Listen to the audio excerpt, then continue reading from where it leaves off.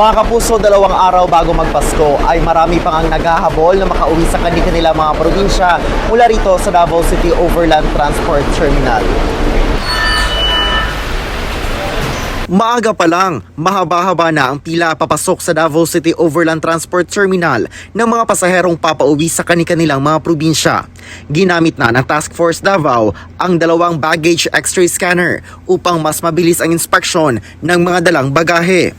Sa loob ng mismong terminal, agad namang nakakasakay ng bus ang mga pasahero.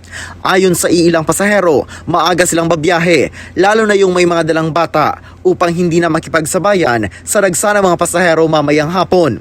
Inaasahan ng Dicot Management ang bulto ng mga pasaherong darating ngayong araw sa huling araw ng pasok ng mga opisina bago ang bisperas ng Pasko bukas. Yan ang latest mula rito sa Davao City. Ako si Origil Relator ng GMA Regional TV para sa GMA Integrated News.